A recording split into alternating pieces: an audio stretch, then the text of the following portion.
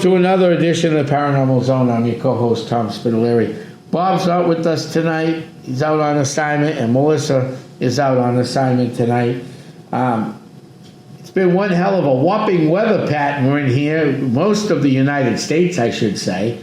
Down south of us, they had so much snow that cars were off the road, and they're still going to be probably shut down for over a week because they don't normally get that type of snow in Virginia. Up here on the East Coast, right outside the Lawrence Community Access Studios, high above Jesse's Cafe, we ended up with a little over 2 feet of snow here in New England and another big storm coming. But that's what we're used to in New England. And the Paranormal Zone is set up to talk to people who are interested in UFOs, UAPs, Bigfoot, cryptozoology, and, of course, the paranormal. And tonight we have a guest that we've had on before who is very familiar with snow and snowballs. Kay Golden. Kay is an author of a 2-volume book, 1 and 2, of Into the Gray's Abyss. Volume 1 is subtitled Unbelievable If Not Experience, and Volume 2, The Abduction Continues. So, Kay, welcome back. Oh, and she's also the head of Skywatchers International now. So thank you for that, Kay. You'll be hearing about that tonight. No worries. So I know you got snow out there. How much snow did you guys get? The only reason I know that is because I watched the football game. No, we didn't get that much. Oh, you didn't? We didn't. So how close are you to Denver? Oh, we're about an hour and a half from Denver. Oh, okay. Yeah. Because it looked like... I saw the stadium. I mean, I didn't watch the game, but I did see pictures of the stadium, and it was getting snowed on. But I even drove up north today, and there wasn't that much snow up north either on my route up to visiting a library in Castle Rock, Colorado. Oh, okay. No, because the game started in the sun and then ended in a blizzard, it looked like. Mm-hmm. Yeah. Well, it was windy, and we got a little bit of snow, but we didn't get... What we got? Not even an inch. So, oh. Yeah. You guys got a lot more than we did. Yeah, that's usually the opposite. Mm. Especially up in... You guys probably have a border of ice, too, when you get those snowstorms. Actually, this one wasn't bad. This is all fluff. That's why we got over 2 feet of snow. Woo! Yeah.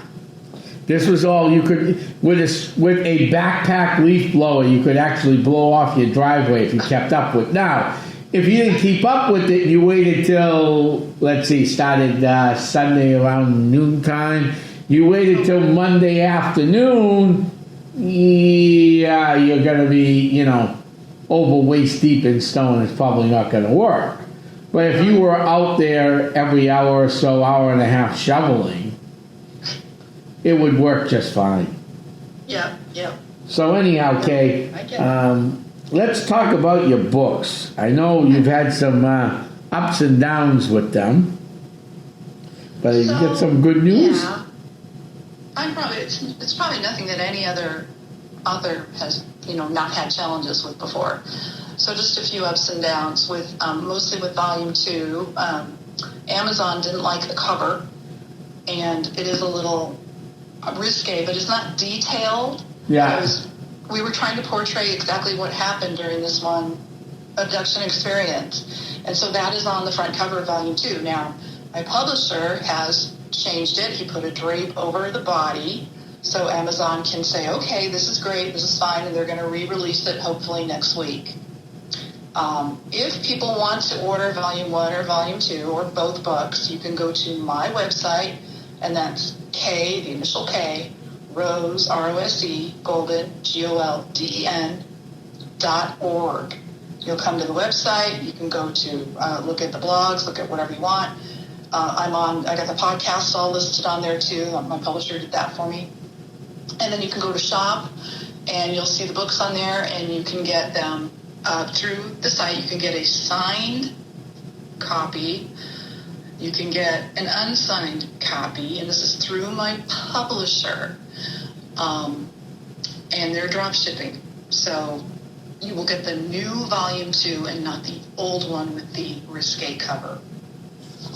All right. So no more risque cover. Go ahead. Oh, I'm sorry. So I was just going to say the website loads a little bit slow. So I know people out there like their websites to load really, really quick when you're going to go shopping and for books or whatever you're shopping for and you want to look at stuff. It's loading a little bit slow. So I kind of tagged my publisher on that one because his team is handling this for me. And I will say proudly that if you Google K-A-Y, Rose, R-O-S-E, Golden, G-O-L-D-E-N, you should find me on the first page on Google. Well, that's good. It's huge. I was shocked because I was on page 10 not too long ago. So that was pretty exciting to see that today. And you could also order them through Barnes and Nobles, right? Yes, Barnes and Noble. Yes. And you can still go through Amazon to get volume 1 if you want to.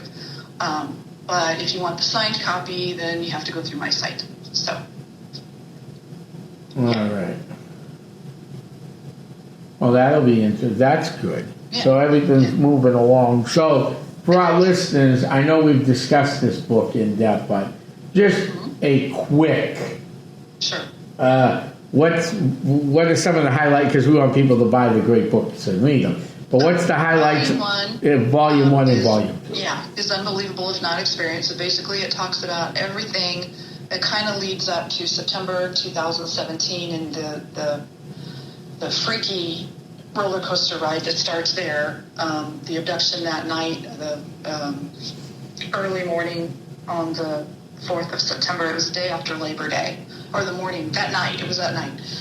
And I have really good recall. None of this was through hypnosis regression.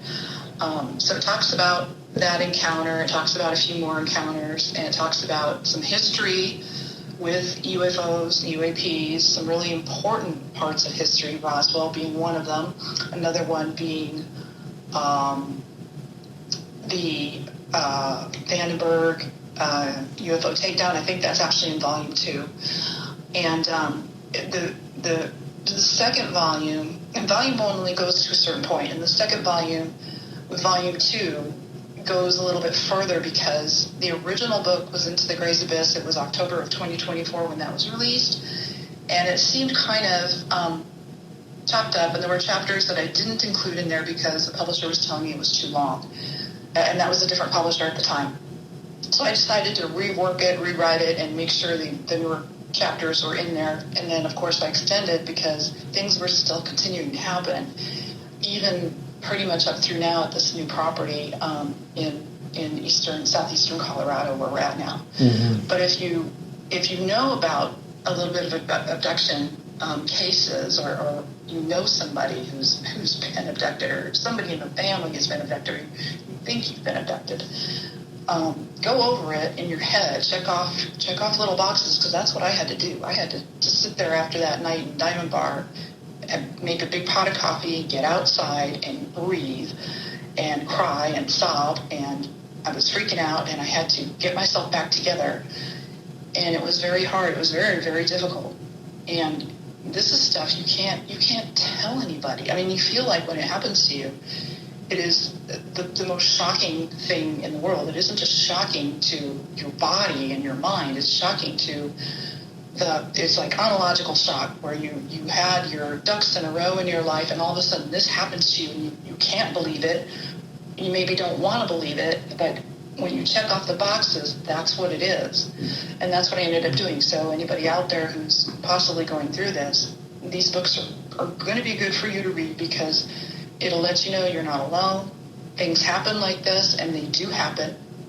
And that is why Skywatchers is so important, that we're going to be digging into abduction cases, and I let Tom talk a little bit more about that when I finish with this one. But anyway, volume 1 is the big thing that leads up to the September 2017 abduction in Southern California. It's Diamond Bar. And I found out later, and this was good, because when I found this out, I had the original book out already, but I found out later that there was craft seen the day of, the day before, and the day after, that happened to me in that area.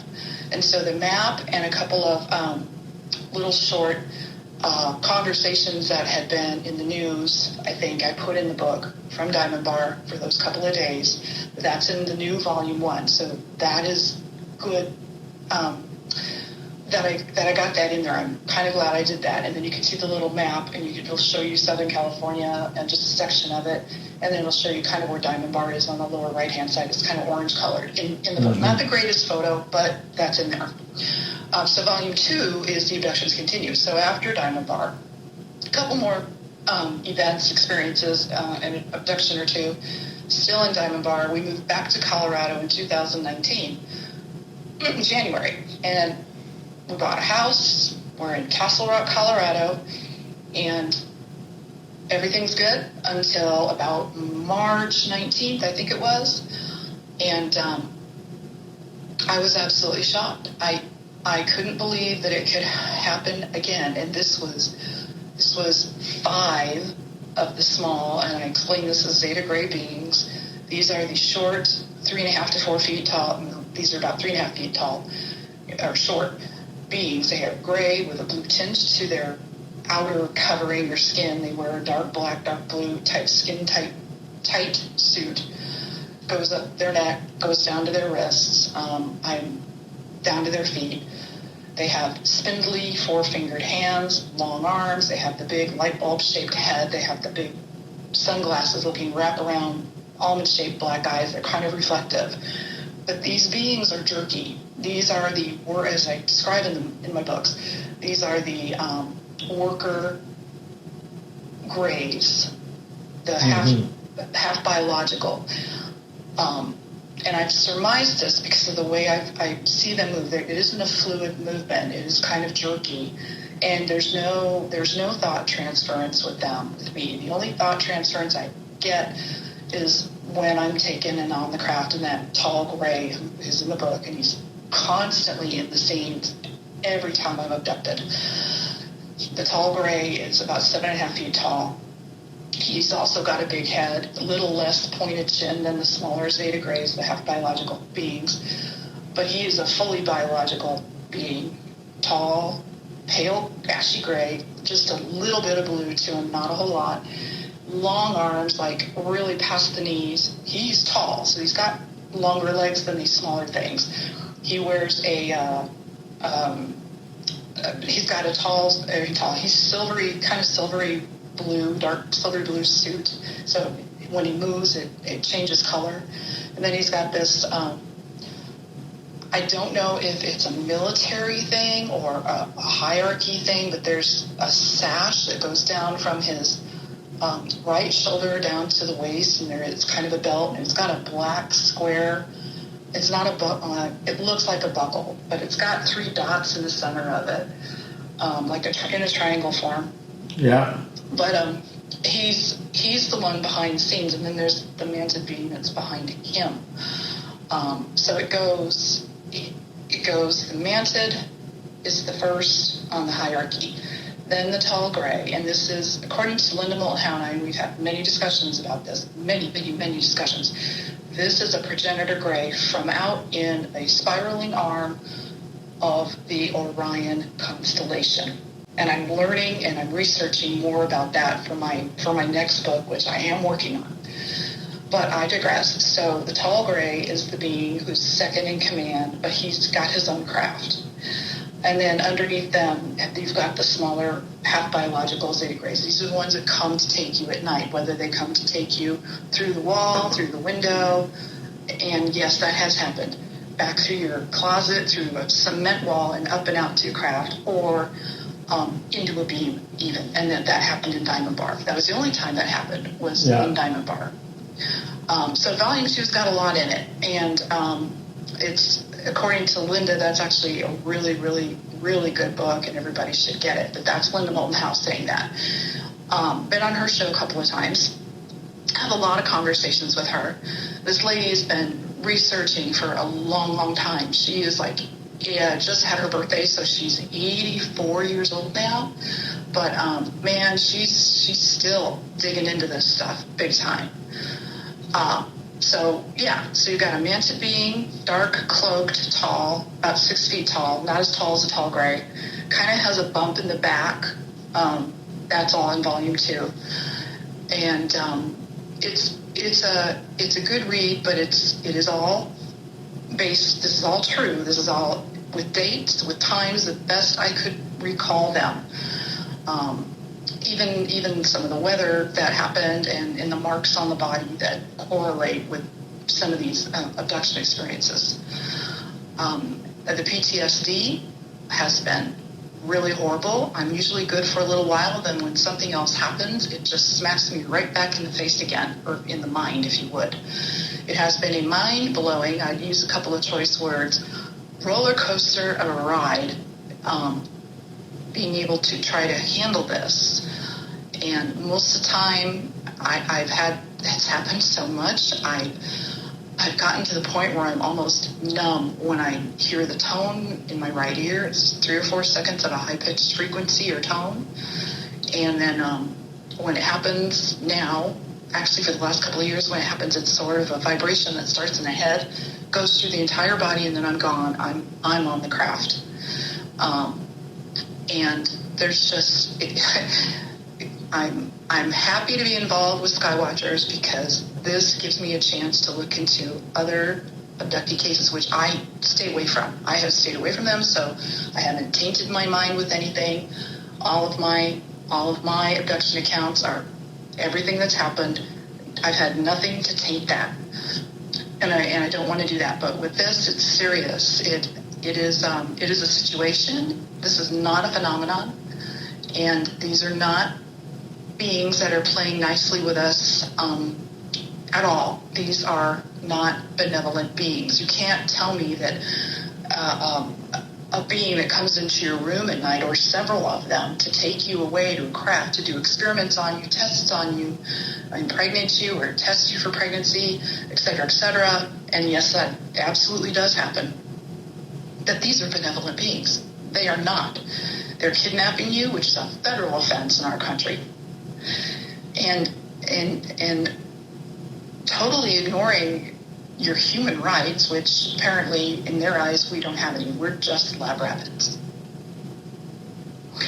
So yes, volume 1 and volume 2, they're there to help whoever I can help out there. Wow. So these are those type of books that you just don't read once and you're done.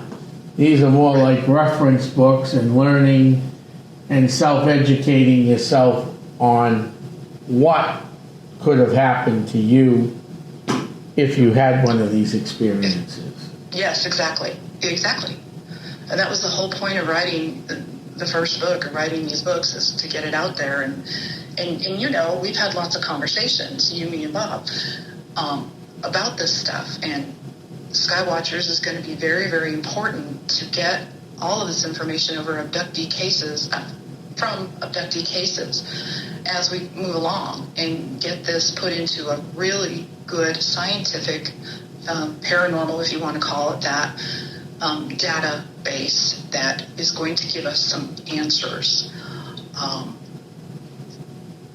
That's what I'm hoping for. Mm-hmm. Well, no, that's, and that's why we started this, because it's just like everything else. There are patterns. You said this earlier. In your case, there was a pattern. Okay? Yeah.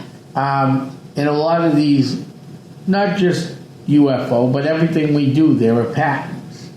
Okay? Yeah. You have big thing. You have triangles. The Bridgewater Triangle. You have the Ossipee Triangle.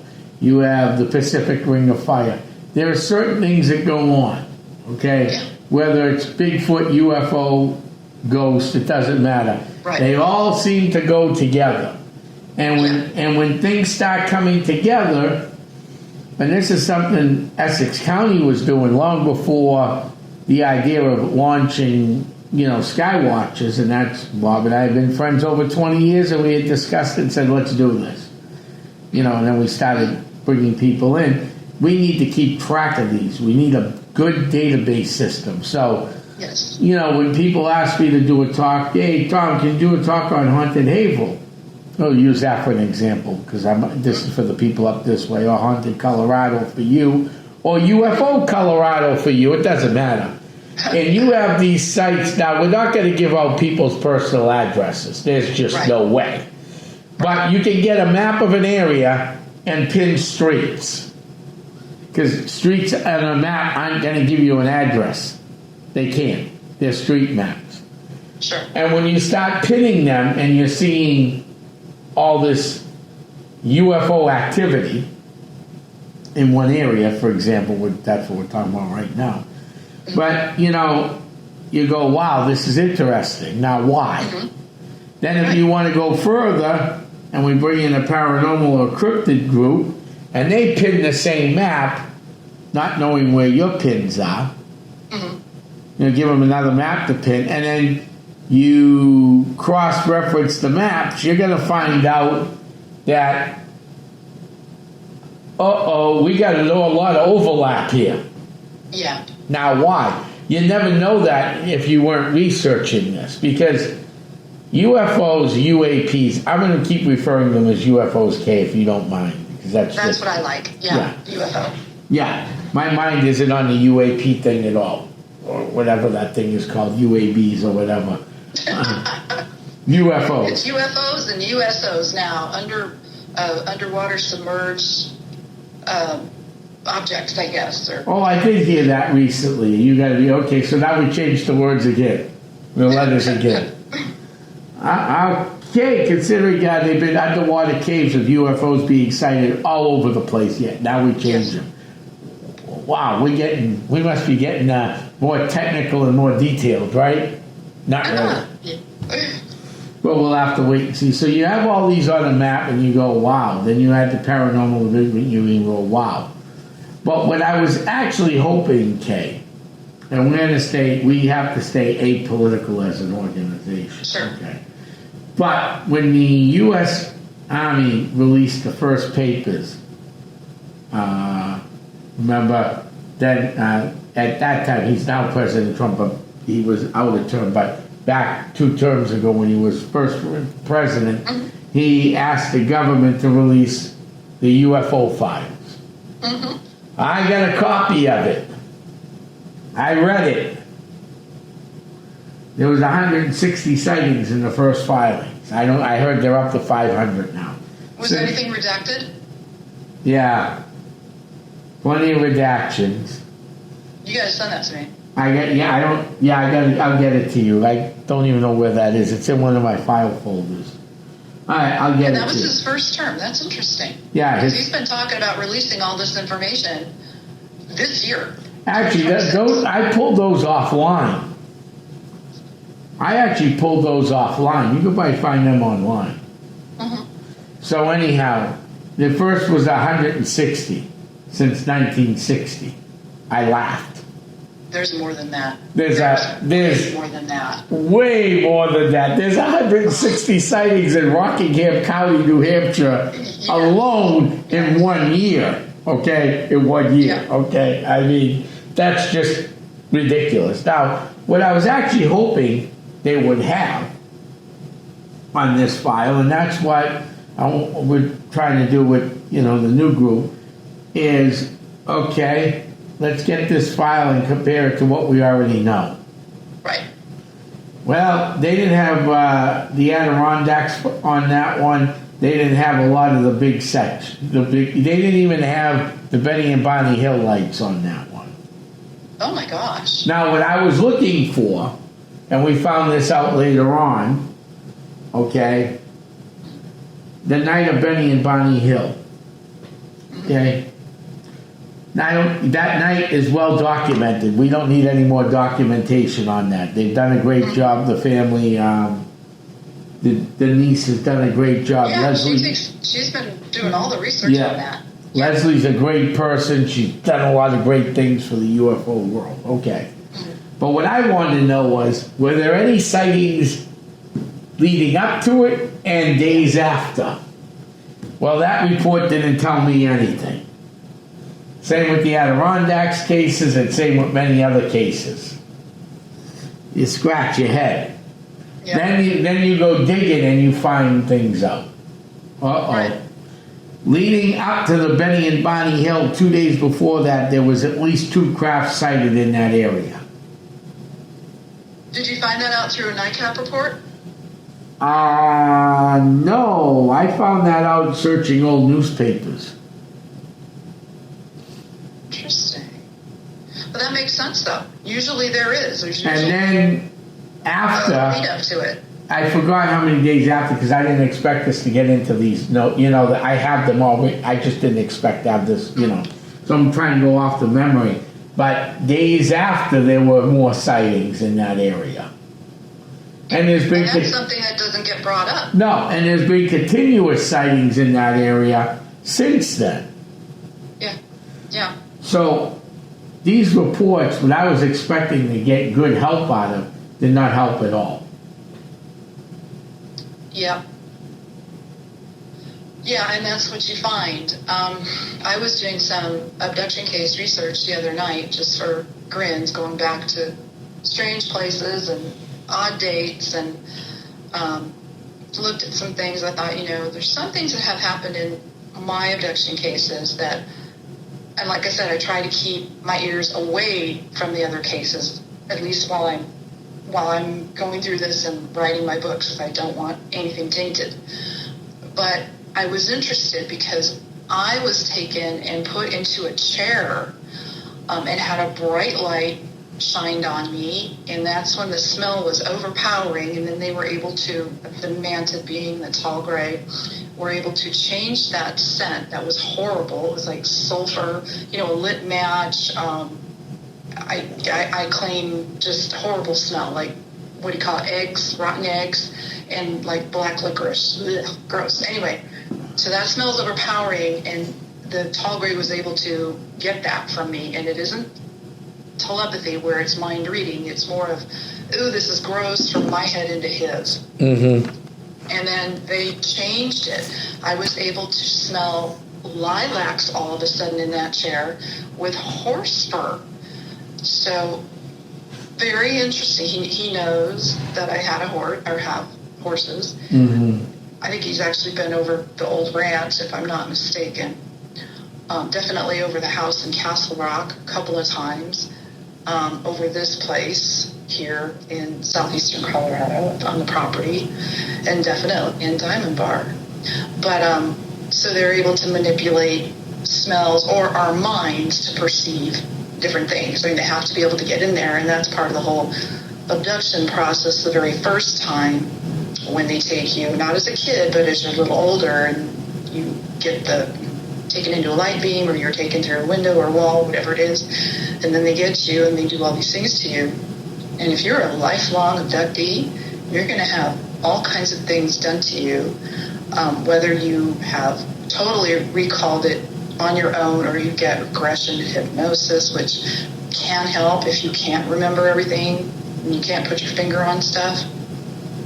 But you're in a world that is so incomprehensible with these beings. And for me, it's not just a tall gray, it's not just the small zeta gray, half biological beings, and it's not just the mantid being behind the scenes.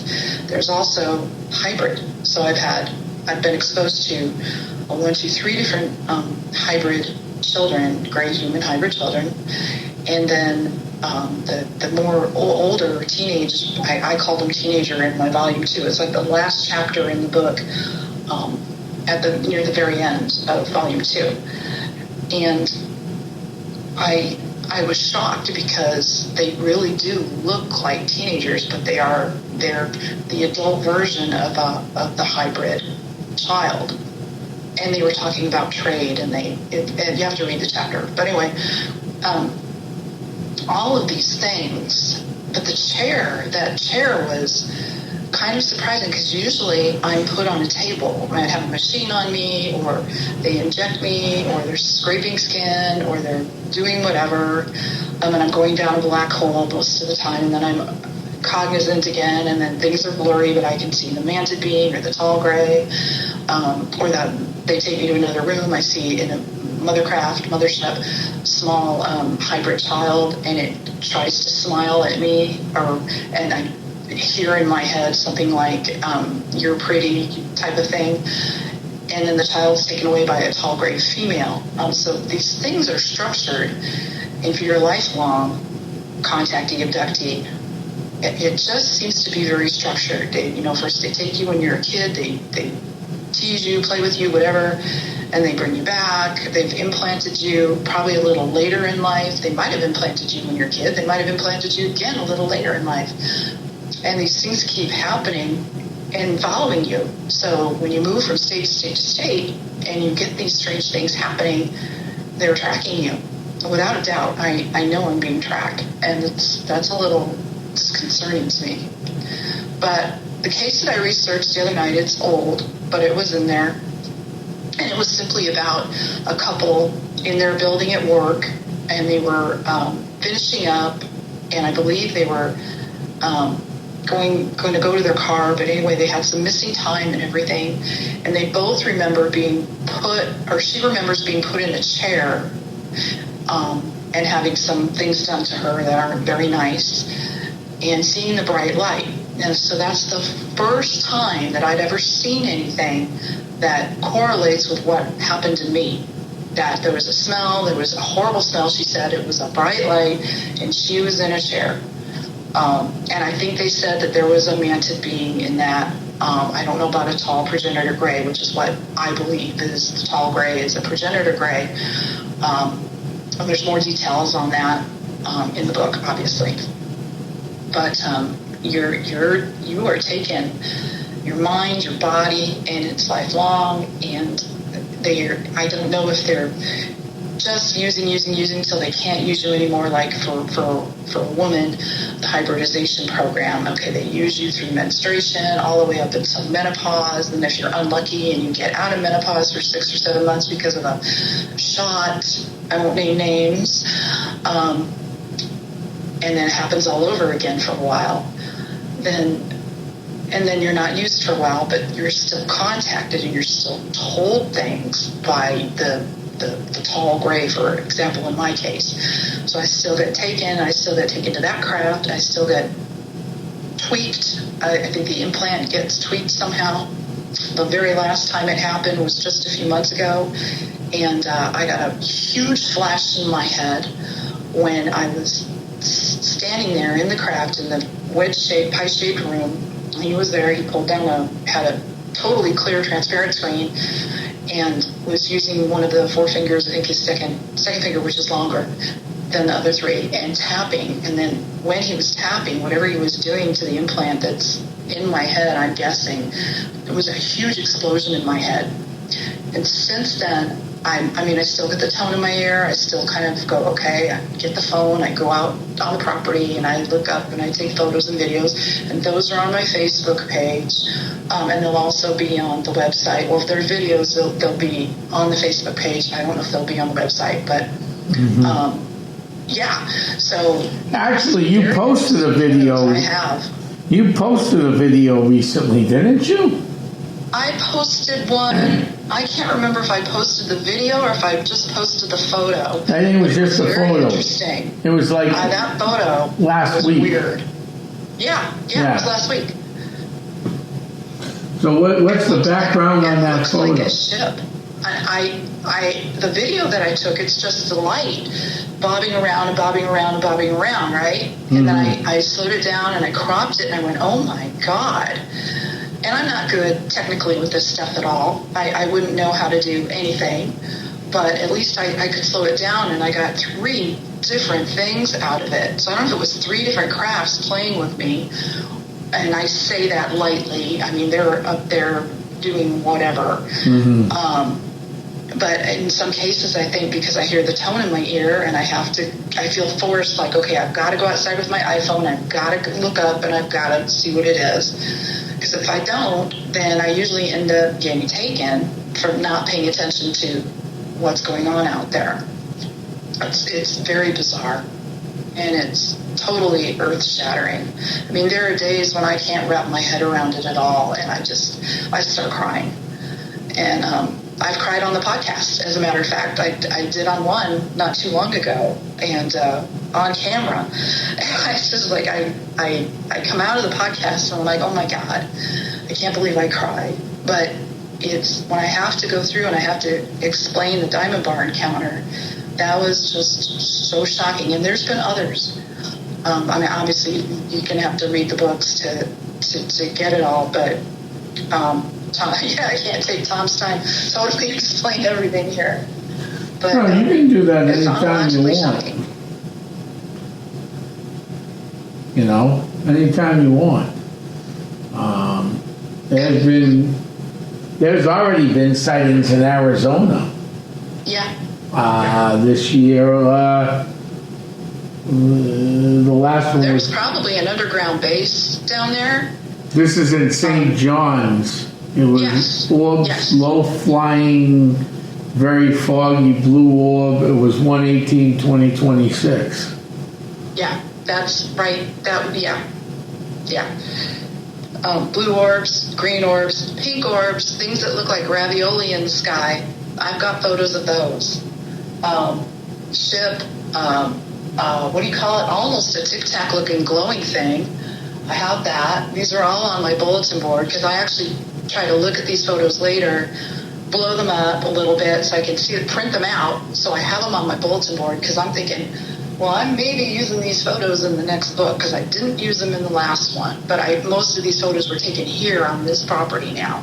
And we've been here since the end of February last year. So just about a year now.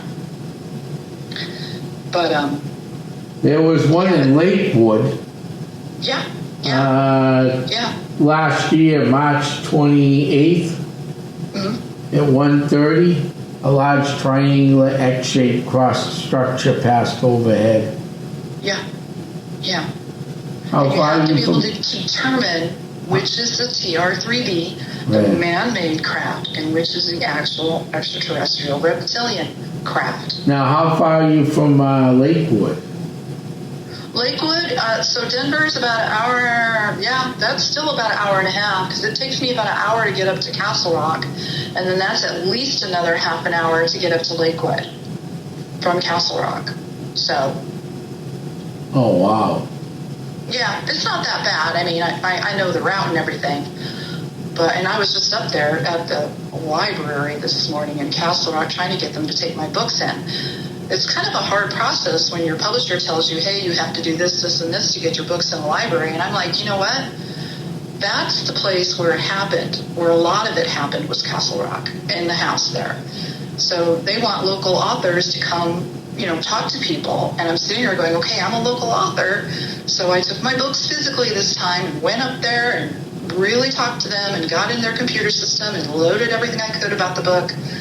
And then they said it's going to be 2 months before I hear whether or not they will actually put my book in the library.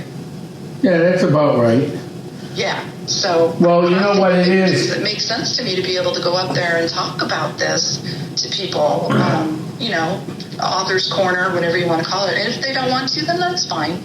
I have plenty of things to do with True Horses and Skywatchers and my own book and everything else. So it's a lot. Yeah, no, it is a lot. In fact, there's another report here. What's today, the 27th? I think so, yes. There were 2 reports in Washington and California on 1/21/26. Yep. One was a cone shape, one was an orb shape. Yeah. Right, and what I'm interested now, very much so, is hearing about other people's abductions. So, yeah, if you've got listeners out there who are seeing these things and something happens to them, that is what I want to hear about. Well, there was a sighting in the Bridgewater Triangle 4 days ago. Wow. Yep. I went up in Bath, Maine. Yeah. 3 lights in and out, changing at altitude. Right. Yeah.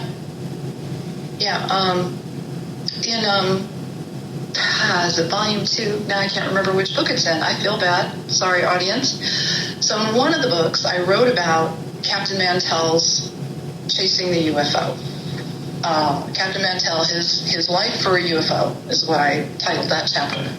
Mm-hmm. And it brings up the point that Captain Mantell's jet, it was a F-51 Mustang.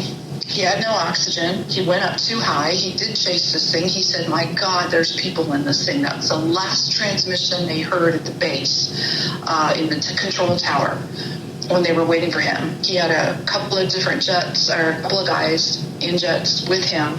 They broke off the chase when they were told to, but he kept continuing to go. I think he actually went up to 30,000 feet.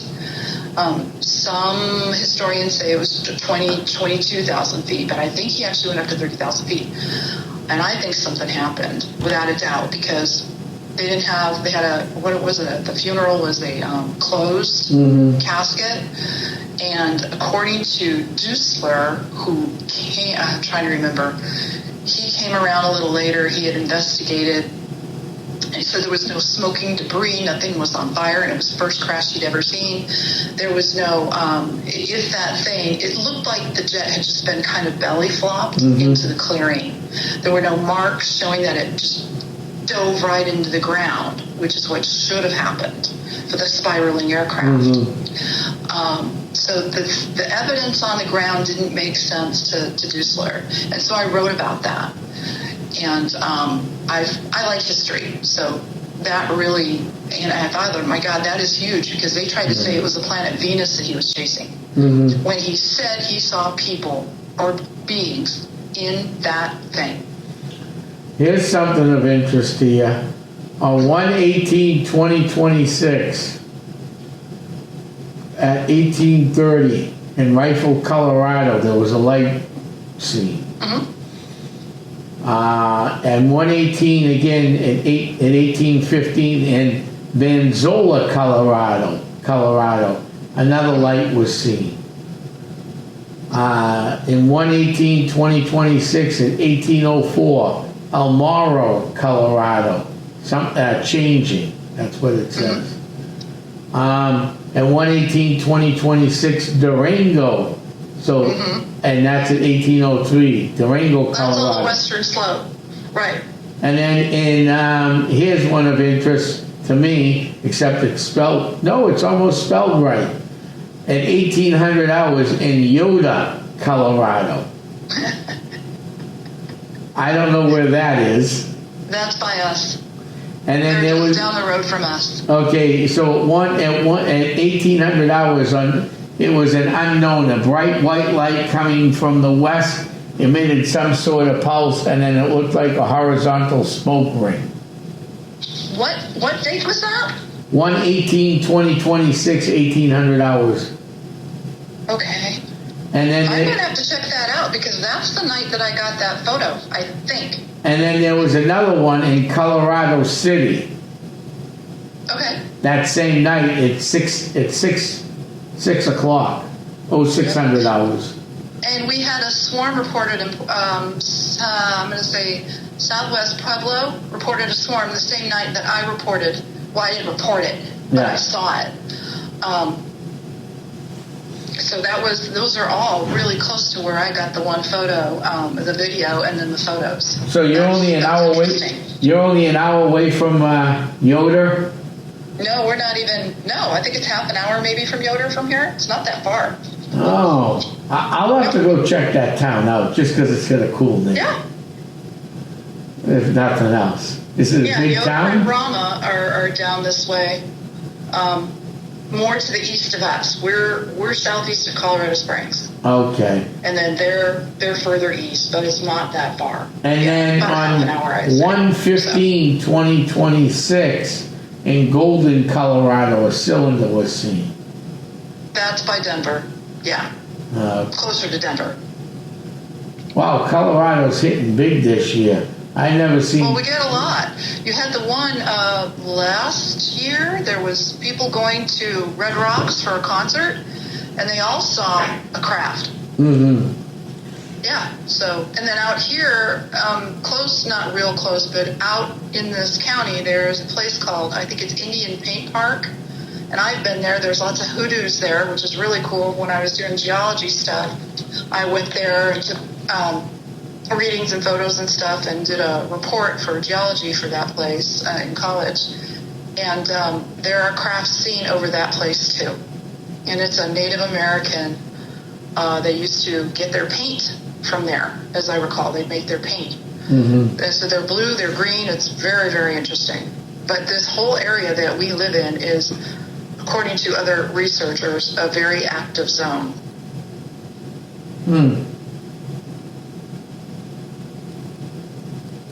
Interesting. Mm-hmm. Yep, I just need to meet some people who've actually, and you know, it bugs me because I've got a neighbor who was a truck driver. He teaches truck driving school now. I can't name names because they are pretty much right across from us on the other property. Yeah. And it was a few years ago, probably 4 years ago, I think he said. He and his partner were driving in Nevada, you know where, close to Area 51, Groom Lake, right? Yeah. And they pulled over to go to sleep. They were both really, really tired. Well, he thinks he was taken because when he woke up, he had holes in his head. 2 underneath his jaw and 2 on his neck. And he had a horrible headache. He does not know what happened, and his partner had slept through the whole night, but he thinks that he was taken. But I can't get him to open up about it. I've told him, I'm here, talk to me.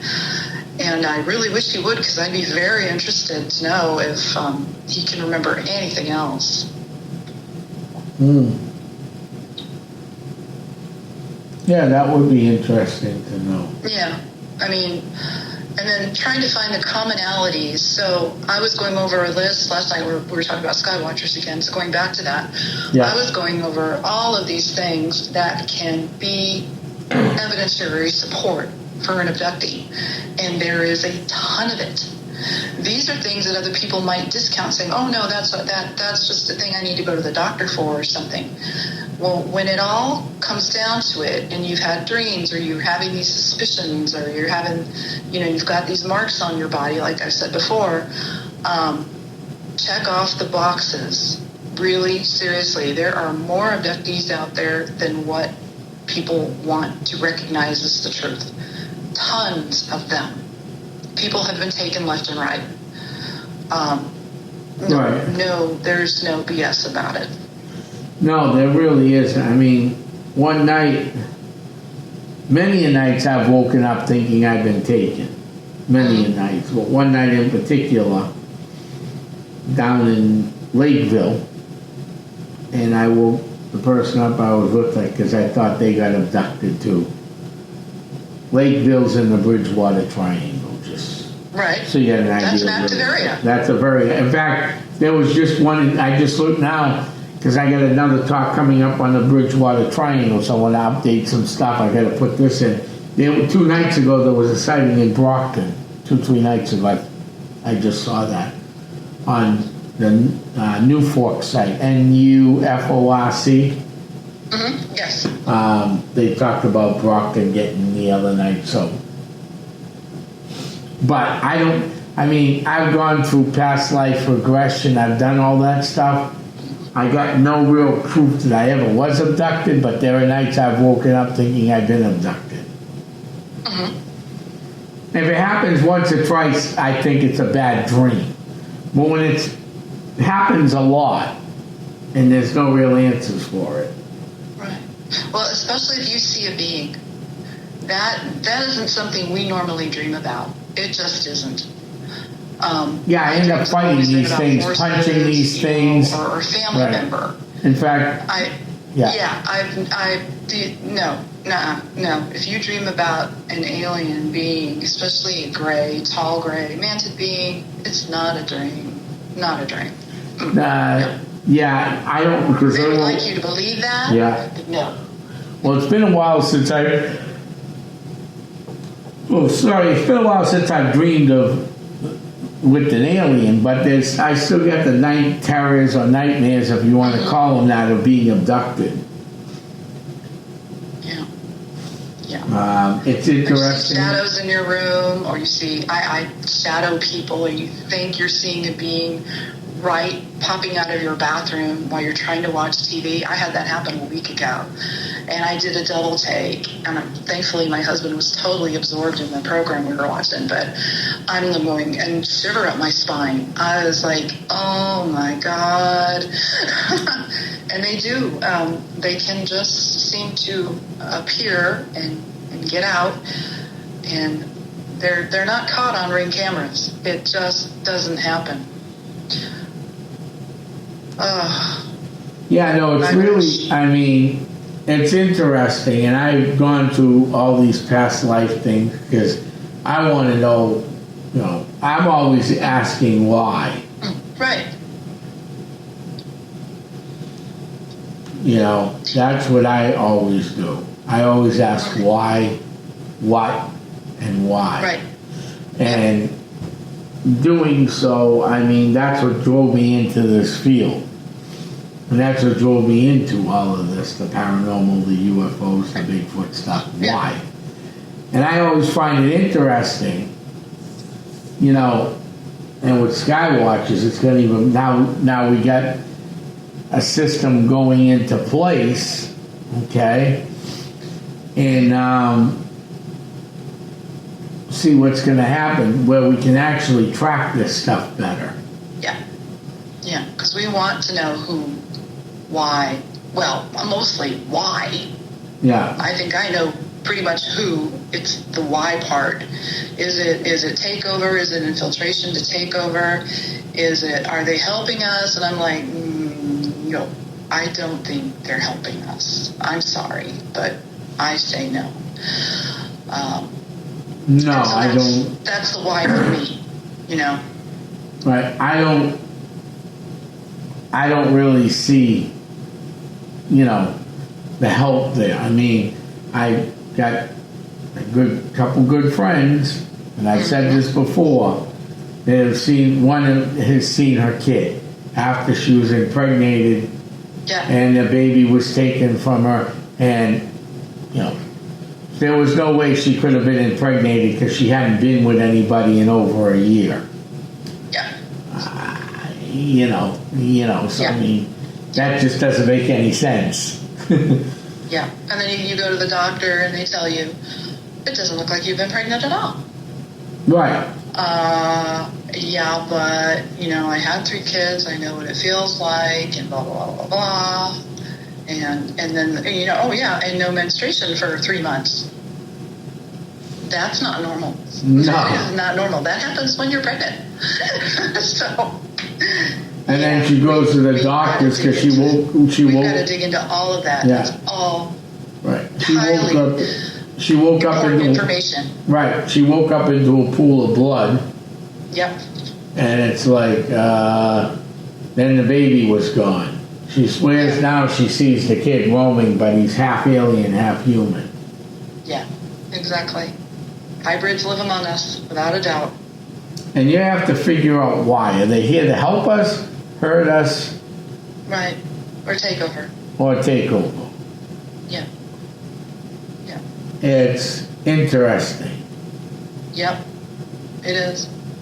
And I think I said before on your show, maybe it was another show, but I've been checking the birth rate in the United States. I think I've looked worldwide too, but in the United States, seems like the birth rate is going down quite a bit because there's a lot of people who don't want to have kids, and we're talking about like kids, our grandkids, or even my kids, in their 30s or whatever, have 1 child, but they don't want to have any more. And then there's other people who just don't want to have kids. They'd rather have puppies or cats or, horses or whatever, which is fine. But it's like when you do that and you're not having children, then that makes it easier for them to take over and bring in these hybrids. And I kind of have the feeling that this goes deeper than that even. But I'm going to approach that in my next book, so I won't bring it up here. No, let's hold that off. But it has to do with non-gender. So there you go. No, I just, everybody, I've talked to other people who have gone through the same mess, and it's, Yeah. you know, these people know their bodies. They know, Exactly. they know where Yeah. they've been, you know. Yeah. And you know your mind too. right, You're not crazy. No. You know your own mind. right. Yeah. So, you know, for some of this crap that they're saying is ridiculous. Yeah. Oh yeah. Yeah. And yet behind closed doors in the congressional hearings, somewhere in a skiff, you know, Miss Luna is learning things. Others are learning things. And they're not good things. No, and we don't even know what's going to happen. Right, exactly. And that's why it's important to track these things, so we can all keep an eye on these things. Yes. Yeah, without a doubt. And as long as we can keep an eye on these things, I feel we'll be all right. At least we didn't know what's going on. Yeah. Well, yeah, and with everything leading up to disclosure, which I have already said in my books, like, we're already in disclosure. We've been in disclosure for 20 years. Things have been leaking out. That's all disclosure. It isn't just one big day or one big thing. I guess people are looking for, you know, the President of the United States to come out of the Oval Office and stand there in camera and say, yeah, there's alien beings here, here, and here. This is what they fly. And that's kind of what's in my dreams, and one of their dreams, starting dreams. And we know this, and there's others out there, and we have this, and this to protect us. And other than that, we're all in big trouble or whatever. But I think that's what most people want to hear is, you know, the president coming out and saying something. And that's, I don't think it's ever going to happen, because the president is a temporary employee. He's just temporary, even though he's the chief and all that of the military. Well, this is one of my favorite ones. You ever see the movie Independence Day #1? Oh yeah, of course. That's a great movie. Okay, remember Mr. Ninsicki? Yeah. He was the bureaucrat who's Yep. been around a long time, Yeah. and he knew about the Area 51 base. Yep. Okay. And the Roswell craft. And the Yep. Roswell craft, because obviously the guy who played the president's only been around for one term. Right. Right. So, and this guy's been involved with this secret military installation for probably 30 plus years. Yeah. So they're lying to the bosses. In reality, the president's the boss. I mean, and then the little guy goes, the guy that plays the Jewish guy goes, and I hate to use that terminology that way, Right. but the actor there goes, well, what do you think, Mr. President? You think it's $1,000 for a toilet seat or $500 for a hammer? That's how they get their money. That's a great scene. That is a great thing. That is a great scene, because what it shows, and then him obviously firing Mr. Ninsicki because, you know, Yeah. it can't be done. You're gonna try. Well, no one else was given any ideas. We're almost on the brink of annihilation. We might as well try something. Yeah. And that's what they tried. And obviously, we know the end of the movie. But that's just a great movie, Yeah. Yeah. It was really well done. because it, But you yes, the whole shadow government thing is the people behind all of this who know the secrets, who know pretty much everything they need to know about it, and that we can't know about it, the general public, because it's too mind-blowing. It'll tear the very fabric of our social standings and our economy and our religion. Well, yeah, I do believe it would probably do that with religion, without a doubt. But it would cause anarchy and panic and a complete global meltdown, supposedly. I haven't melted down yet, so I'm still here. no, it's just that's what's gonna happen. Yeah. I mean, Yeah. it's- I mean, I would be thrilled if the president came out and said, "Oh, they're here for love and peace, and everybody's going to hold hands and sing kumbaya." But that is not the impression that I have gotten. without a doubt in my mind. You can't tell me that. I would probably never believe it, even if the president came out and said something like that. And the secret goes up so far. It goes up to so many people in the Pentagon, in places in the government, places above the government, in the Vatican. There's manipulation going on at a super high level, and that would be the only way they could be controlling these people, I would think, is the mind manipulation. And that's why, that's why that's happened like that. Mm-hmm. Yes. Yeah.